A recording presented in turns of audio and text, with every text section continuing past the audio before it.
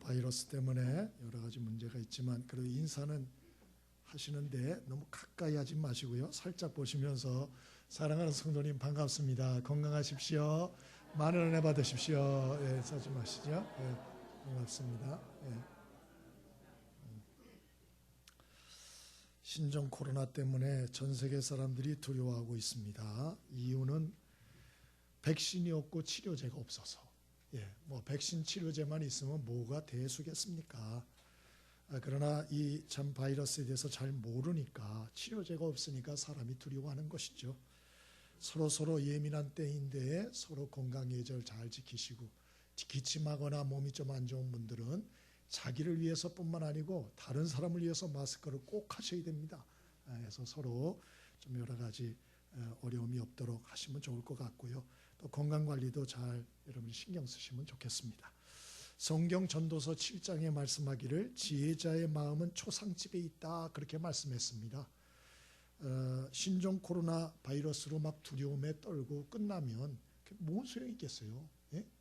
또 그런 문제는 또 오기 때문에 그냥 두려움에만 휩쓸리지 마시고 지혜의 마음을 얻게 되길 바랍니다. 이런 어려운 때일수록 지혜로운 마음을 배워야죠. 그럼 뭘 배워야 되나? 인생의 유한함을 배워야 돼요.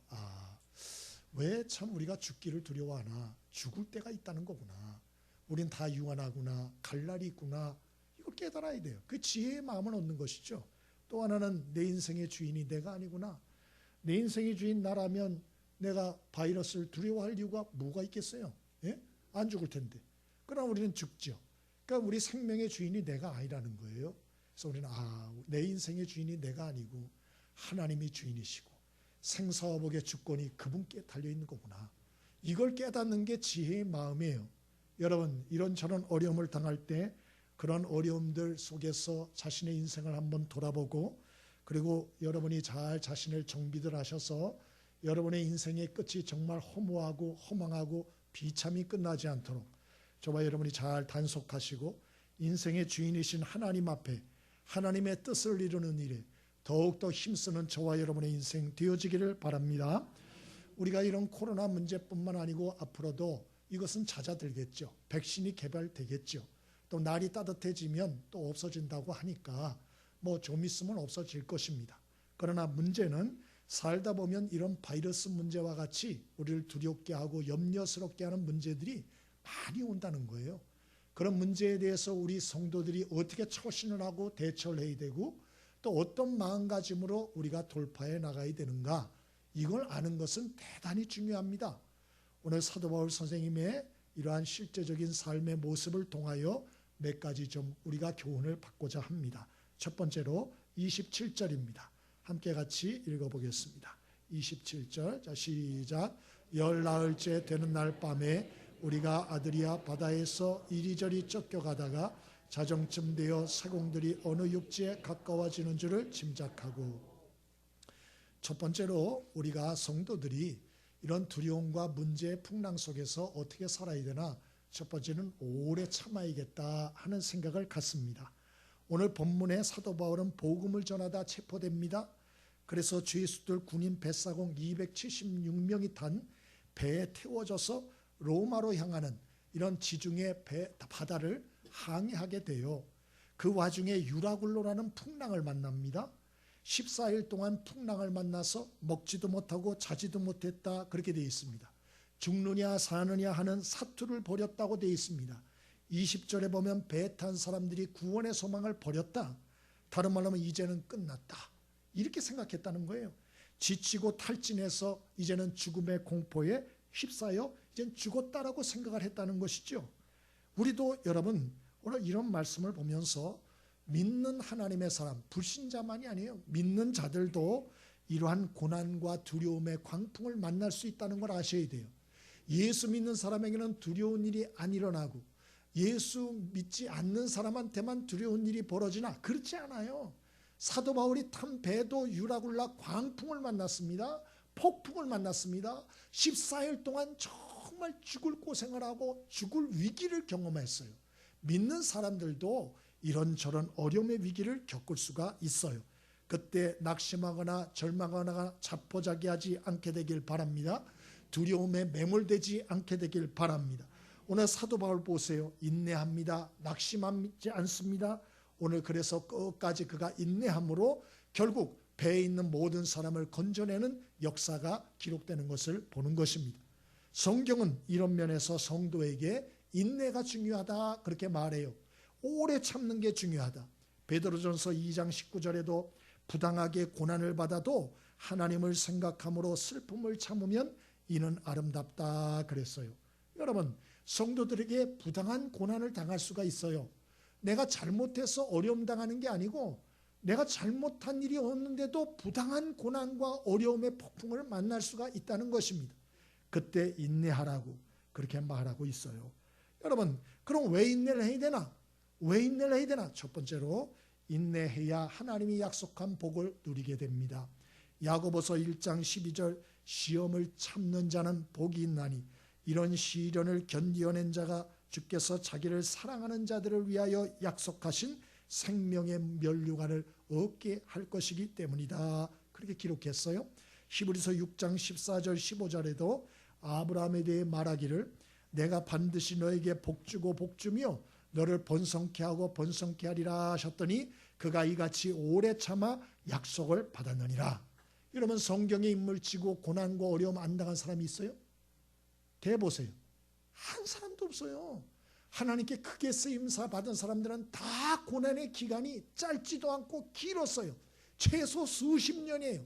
최소 17년, 길게는 40년, 더 길게는 더 오랫동안에 얼마나 고난의 광풍의 기간이 길었는지 몰라요.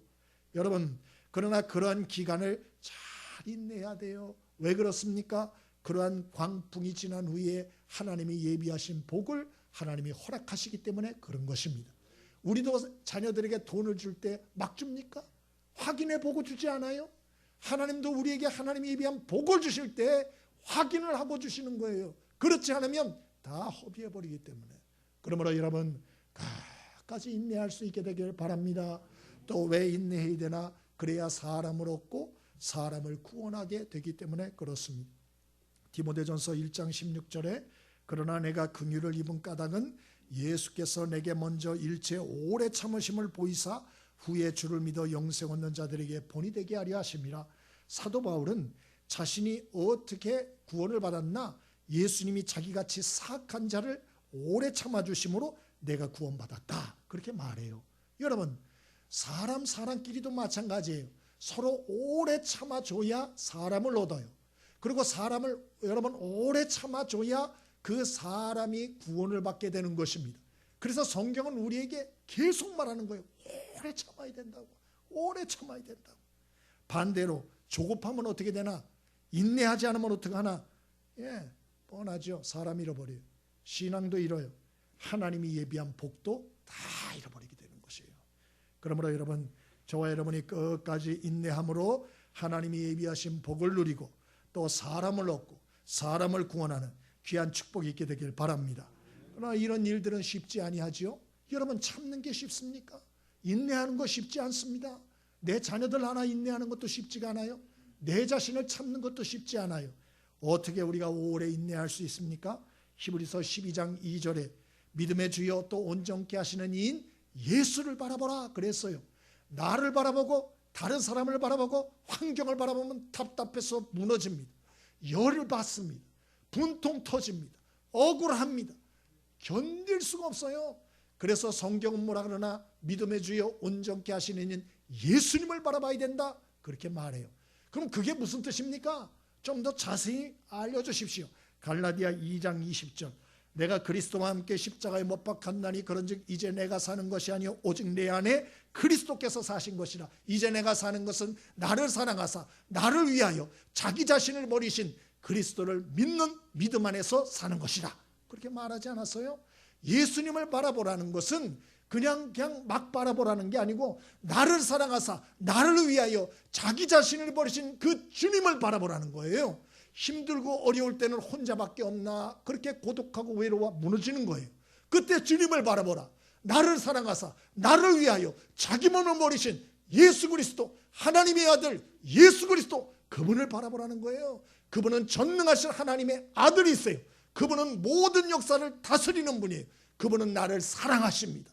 그래서 자기 몸을 버리셨어요. 나를 사랑하사 나를 위하여 자기 몸을 버리신 예수 그리스도를 바라보라. 그래야 오래 참을 수 있어요.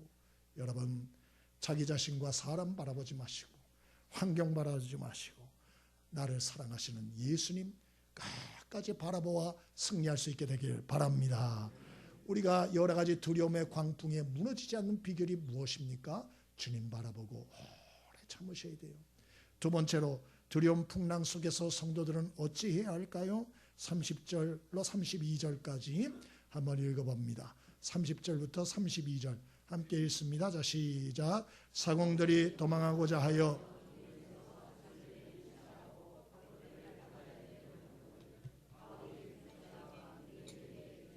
이 사람들이 배에 있지 아니하면 너희가 구원을 얻지 못하리라 하니 이에 군인들이 거루줄을 끊어 떼어버리니라. 아멘. 첫 번째로는 오래 참으셔야 돼요. 주님 바라보고. 두 번째로는 여러분 하나님 경험하는 삶을 훈련하셔야 돼요. 바꿔서 얘기를 하면 믿음을 키워야 돼요. 여러분, 왜 두려움의 광풍에 퍽퍽 쓰러집니까? 어떤 사람은 안 쓰러져요. 근데 그 사람은 쓰러져요. 왜 그럴까요? 믿음의 차이인 거예요. 믿음의 차이. 오늘 여기 성경에 보니까 풍랑 속에서 두려워하던 죄수 군인 오늘 백사공들이 있는데 오늘 그 중에 이 백사공들이 오늘 참 닷을 내리는 듯 하면서 구명보트를 내려서 도망가려고 했다 그렇게 나와요. 이걸 사도 바울이 아래차이고 백부장에게 얘기해서 아예 거루줄에 달려있던 구명보트를 띄워서 버려버렸다 이렇게 돼 있습니다. 도망 못 가게 하려고. 예? 여러분, 사도 바울과 대조적이지 않아요? 어려움을 당하면 도망가려는 사람들이 있어요. 자기만 살라고.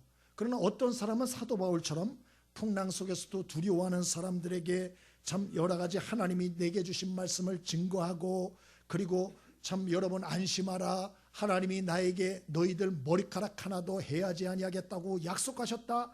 나는 하나님이 주신 말씀대로 되리라고 하나님을 믿노라. 이렇게 다 얘기해 주잖아요. 예? 여러분, 이런 사람도 있어요.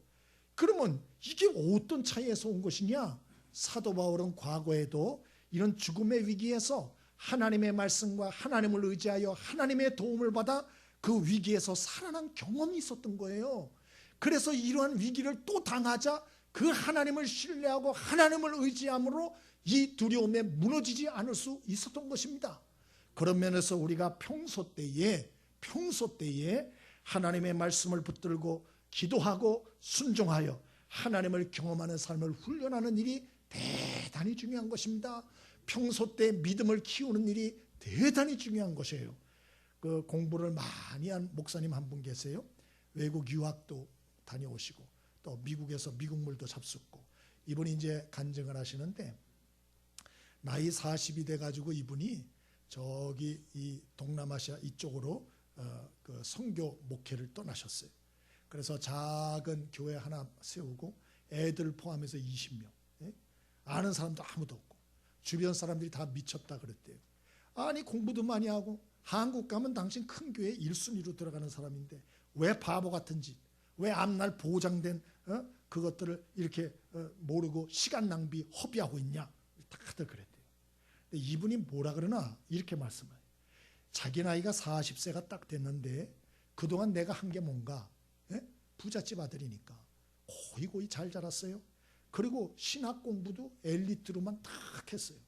그래서 이분이 뭐라 그러나 내가 신학에 대해서 말하는 건 누구한테 딸리지 않고 말할 수 있다. 그런데 나는 이제 내가 40이 됐는데 내 인생 후반전에는 나는 이제 이론과 지식의 하나님이 아니고 살아계신 하나님을 한번 경험해보고 싶다. 그래서 나는 이런 동남아시아 외진 곳, 내가 아는 사람이 아무도 없는 곳, 그곳에 들어가서 나는 목회를 시작한 것이다. 이렇게 얘기를 하셔요. 그래서 1년에 이분이 금식 기도를 10일씩 해요. 그럼 하나님 앞에 기도했대요. 하나님, 이제부터 저에게는 하나님밖에 없습니다.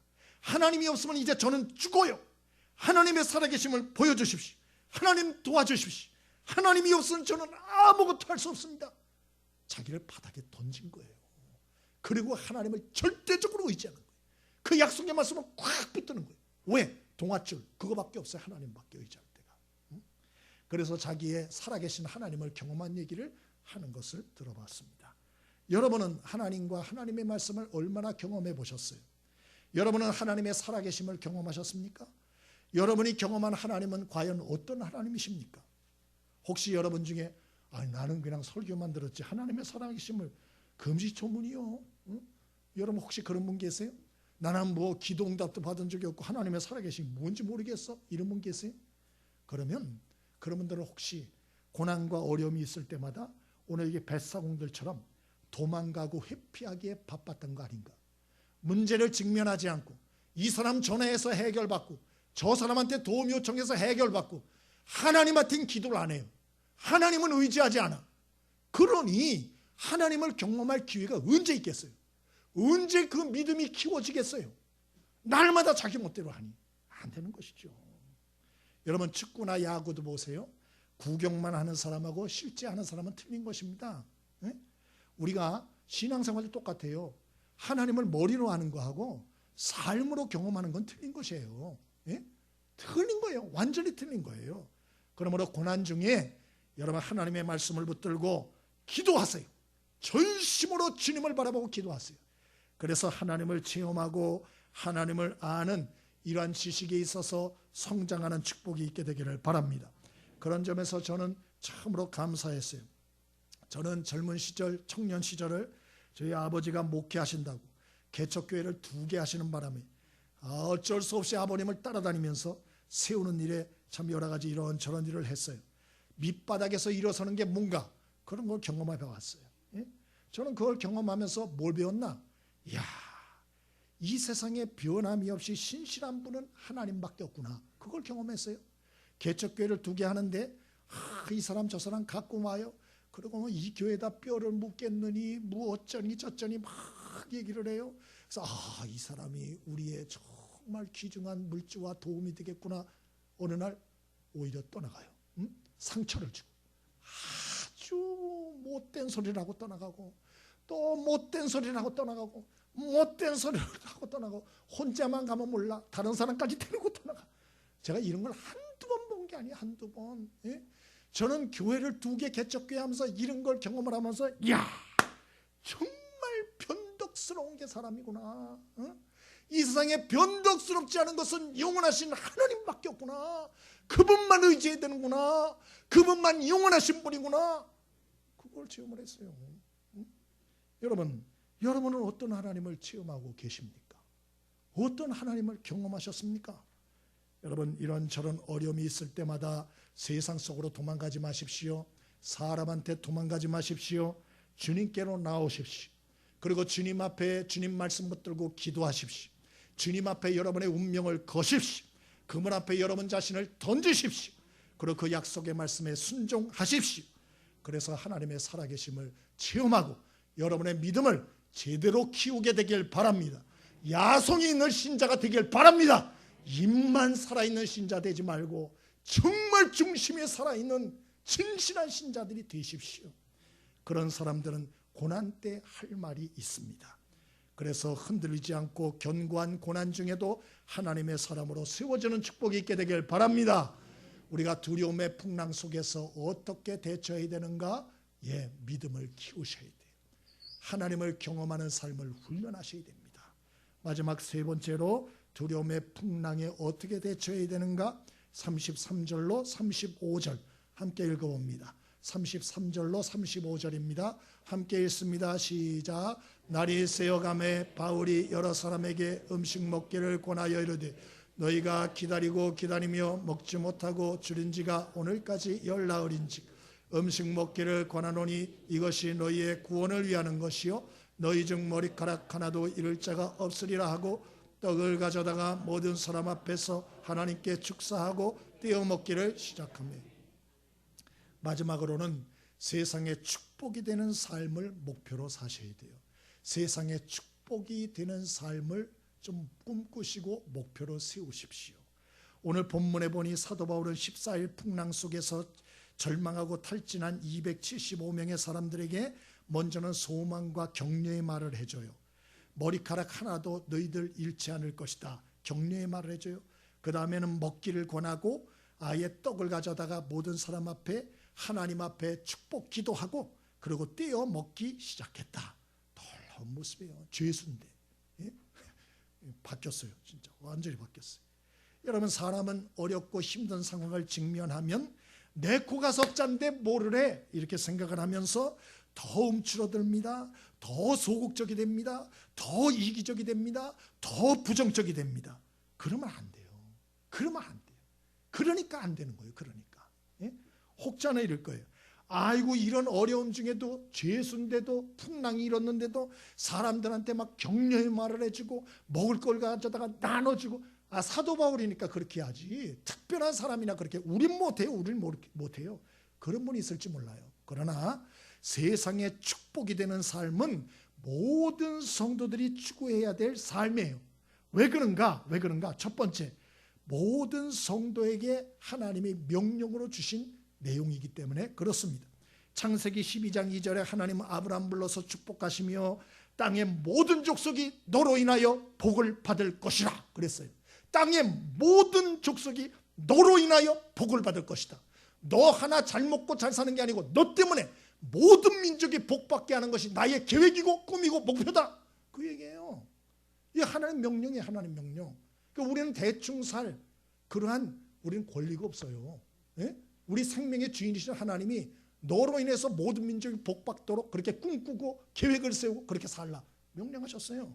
마태복음 28장 19절로 20절에 예수님 승천하시면서 제자들에게 그러므로 너희는 가서 모든 족속으로 제자를 삼아 아버지와 아들과 성령의 이름으로 세례를 주고 내가 너희에게 분부한 모든 것을 가르쳐 지키게 하라. 그렇게 말씀했어요. 그러니까 하나님의 명령이기 때문에 우리는 세상에 축복이 되는 삶을 꿈을 꾸고 목표를 세우고 실행해야 돼요. 그럼 그게 단가? 아니에요. 우리가 이러한 특별한 축복을 또 이미 받은 사람이기 때문에 우리도 세상에 축복이 되는 삶을 살아가야 합니다. 에버렛 스완슨이라는 목사님 계세요. 1952년 당시 6.25 전쟁 중에 한국에 미군들에게 설교하기 위해서 미국에서 오셨어요. 근데 이분이 이제 새벽에 일어나서 한국 길거리를 이렇게 보시다가 쓰레기 더미가 많더래요. 근데 군용 트럭이 쫙 가다가 길거리에 쓰레기 더미를 싣더래요. 자기가 도와주려고, 미군 도와주려고 왔으니까 딱 갔는데 경악을 했대요. 왜 그러냐? 쓰레기 더미가 아니고 그게 다 얼어 죽은 한국 아이들이래요. 한국 애들이 얼어 죽은 거예요. 예? 어른들이야 어디 가가지고 있는데 애들은 어디 피할 곳이 없으니까 얼어 죽고 굶어 죽고. 이번에 그냥 너무 충격을 받아가지고 미국에 돌아가서 한국 어린아이들을 잊지를 못한 거예요. 그래서 후원자가 되기로 결심합니다. 그래서 시작한 게 컴패션이에요. 국제구호단체죠. 1993년까지 10만 명이 넘는 한국 어린이들을 후원했습니다. 아셔요, 여러분? 컴패션 지금도 있잖아요. 왜 세워졌나? 한국을 위해서 세워진 거예요. 컴패션이. 한국 어린애들, 불쌍한 애들을 위해서 1993년까지 10만 명을 도왔어요. 지금도 전 세계 25개국 국제구호 활동 중입니다. 또 한 번 1955년 가을 한국 6.25 전쟁이 바로 끝나고 나서 오레곤주, 미국의 오레곤주라고 작은 마을 회관에서 한국 전쟁 관련한 다큐멘터리 영화가 상영됐습니다. 그 영화를 본 한 농부 부부가 있었어요. 너무 가슴이 아팠어요. 집에 왔는데도 자꾸 한국 아이들이 떠올랐어요.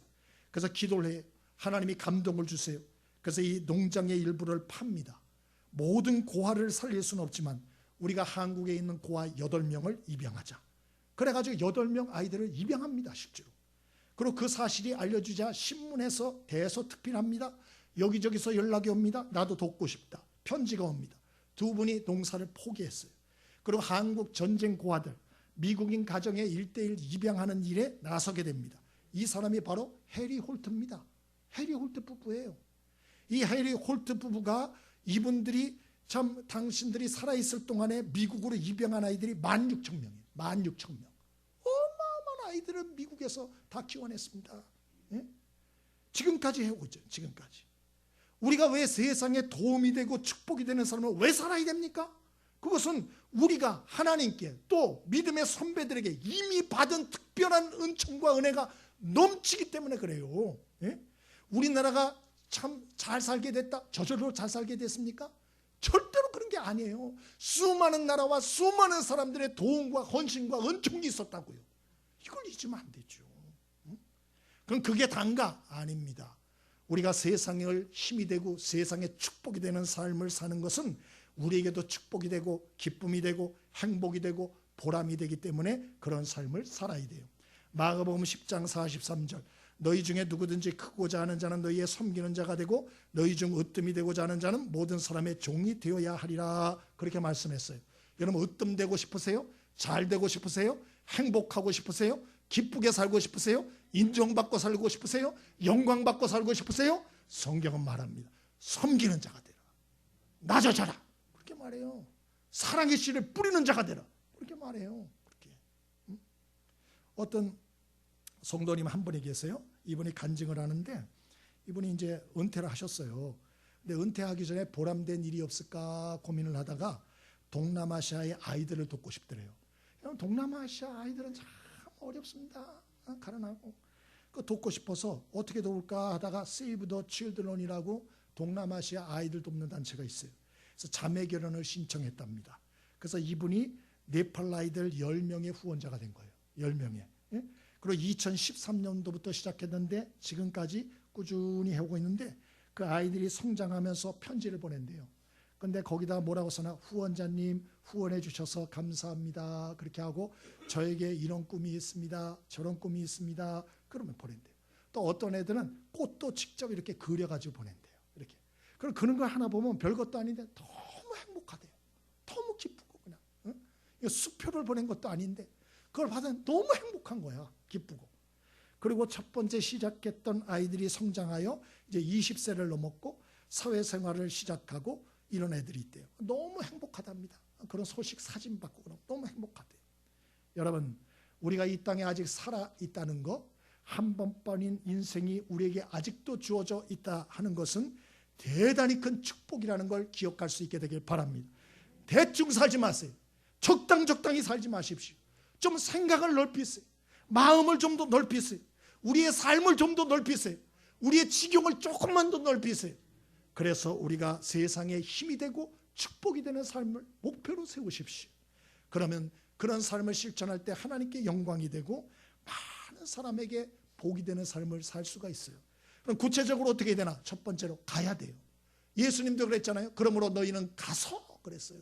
세상 속으로 가야 돼요. 가야 돼요. 사람들을 만나야 돼요. 만나야 돼요. 그래야 그대로 알아요. 어저께 우리 사랑의 짜장면 나눔 행사하지 않았어요? 어저께 우리 성도님들이 나와서 마스크 쓰고 또 이것저것 배식도 하고 그러셨어요. 너무 감사했어요. 그런데 안 올 줄 알았더니 노인정에서도 많이 오셨어요. 또 노숙자들도 제법 오셨어요. 생각보다는 많이 오셨어요. 근데 어저께 봉사하던 권사님 한 분이 당신이 세론이 이렇게 감기 몸살로 힘들고 직장을 며칠 못 나갔다 얘기를 듣고 이분이 직접 찾아가시더라고요. 짜장면을 갖고. 갔다 오더니 아우 생각보다 심하다고 막 눈도 막 눈곱도 끼고 아주 엉망이더라고 막 그러더라고요. 여러분, 신종 코로나 때문에 사람들 다 움츠러들죠. 만남 다 취소해요. 연락도 안 해요. 예? 여러분, 이럴 때일수록 그러나 우리 교회 성도들은 또 우리 셀장님들 교사들은 더 당신 자신들에게 소속된 사람을 돌아봐야 할 줄 믿습니다. 찾아갈 수 없으면 전화라도 하세요. 문자라도 돌릴 수 있잖아요. 그래야 상황을 알잖아요. 도대체 뭔 상황인지, 우리 셀원들이 어떤 상황인지, 우리 학생들이 어떤 상황인지, 우리 성도들이 어떤 상황인지 알아야 될 거 아니에요. 알아야 될 거 아니에요. 응? 그래서 성경 말씀대로 가십시오. 만나십시오. 아십시오. 파악을 하십시오. 두 번째로는 베풀고 섬겨야 돼요. 그들의 필요를 알았으면 섬겨야죠. 그럼 마지막으로는 복음을 전해야 돼요. 오늘 사도 바울도 이 지치고 탈진한 14일 된 사람들한테 그들을 모아놓고 회개하시오, 천국이 가까웠소, 이렇게 얘기 안 했습니다. 그들을 모아놓고 처음에 격려했습니다. 선한 말을 했습니다. 소망과 희망의 말을 해줬어요. 그리고 그들에게 먹을 걸 주었어요. 그리고 나중에 전도도 했을 거예요. 여러분, 이 배에 탔던 270명의 사람들이 나중에 사도 바울이 로마를 복음화시킬 때 그들이 조력자가 되었을 것이라는 것은 두말할 나위가 없어요. 그래서 로마가 뒤집힌 거예요. 로마가 기독교 국가가 된 것입니다. 여러분, 그러므로 복음 전하는 일에 힘쓸 수 있게 되길 바랍니다. 복음을 전할 때 꼭 기억해야 될 두 가지가 있어요. 첫 번째, 하나님 택하신 자들은 반드시 복음에 반응한다는 걸 아셔야 돼요. 우리가 말씀을 딱 전해보면 사람 중에 하나님이 택한 사람들이 있어요. 구원하기로. 그 사람들은 반응을 딱 합니다. 정말이에요. 딱 복음을 전하면 반응이 딱 옵니다. 결단을 쳤고 손을 딱 듭니다. 마음이 벌써 달라요. 하나님 택한 자들이에요. 그러므로 여러분 복음을 담대히 전하십시오. 하나님이 택한 자들이 나옵니다. 또 하나는 복음을 전할 때 아셔야 될 것, 복음의 열매를 맺는 데는 오래 맺는데 오래 걸릴 수 있다 하는 걸 아셔야 돼요. 복음의 씨를 뿌렸다고 바로 열매가 나오는 건 아니에요. 어떤 사람들 시간이 오래 걸릴 수 있어요. 낙심하면 안 돼요. 끝까지 기다려줘야 돼요. 말씀을 증거하고 사랑을 베풀어야 돼요. 여러분, 한 번뿐인 우리의 인생 우리가 잘 감당하며 살 수 있게 되길 바랍니다. 우리 월요일날 단기 선교를 떠납니다. 어떤 분들은 그렇게 생각할 수도 있어요. 선교비나 보내지 뭘 직접 그 먼 곳까지 그 비싼 비행기값 들여가지고 나라에서도 조심하라 그러는데 아이들까지 몰고 가나, 그렇게 생각하는 분이 있을지 몰라요. 그러나 돈을 보내는 거하고 직접 가는 건 틀려요. 여러분, 선교사님들이 선교지에서 돈이 있다고 다 모든 것을 할 수 있는 건 아닙니다. 돈이 있어도 못하는 일들이 있어요. 우리가 이번에 가서 하려고 하는 일은 호산나 교회, 또 호산나 학교, 또 민도로 교도소, 호산나 교회 지역 마을, 또 사랑의 윗마을, 또 사랑의 아랫마을, 이곳에 가서 우리가 집회하고 구제 사역도 동시에 하려고 합니다. 이런 일은 선교사님이 혼자 못해요. 돈이 있다고 해요? 못한다니까요. 이런 집회를 어떻게 해요? 선교사님 혼자 그럼 율동도 하고 본인이 태권도 시연도 하고 본인이 이걸 다 합니까? 못한다니까요. 이런 거를 할 수가 없어요. 할 수가. 비록 1년에 한 번이고 또 짧은 일주일 기간이지만 우리 단기 선교팀이 가서 사역을 하면 선교사님이 수년 동안 이루지 못할 일을 이룰 수도 있다는 걸 아셔야 합니다. 그래서 선교사님들이 얼마나 이것을 요청하는지 몰라요. 요청하는지. 그래서 항상 선교사님들이 꼭 그래요. 꼭 다시 와달라고. 꼭 다시 와달라고. 지난번 우리 교회에 왔다 가신 미얀마 선교사 우리 맹각견 선교사님 부부도 우리 교회에 방문했다가 가시지 않았어요? 그 두 분들도 왔다 가시면서 우리 미얀마 꼭 와달라고. 꼭 와달라고.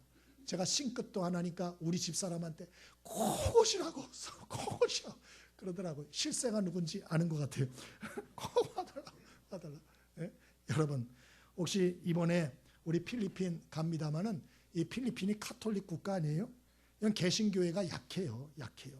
그래서 이 단기 선교팀, 우리 개신교회 팀들이 큰 도움과 힘이 될 수 있어요. 선교사님들이 그래요.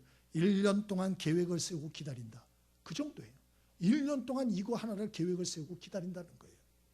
그만큼 짧은 시간에 이 단기 선교는 선교지와 선교사님에게 힘과 유익이 된다. 그래서 우리가 좀 더 마음을 넓히고 생각의 지경을 넓혀서 우리 학생들은 가는 선교사가 되지만 우리 성도님들은 보내는 선교사가 되어서 우리 함께 기도해 줄 수 있게 되길 바랍니다.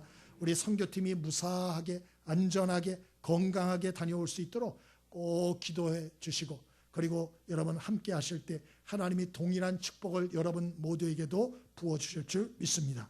말씀 마칩니다. 오늘 성도들이 고난의 폭풍 속에서 어떻게 태도를 갖추고 살아야 되나 오늘 말씀을 나눴습니다.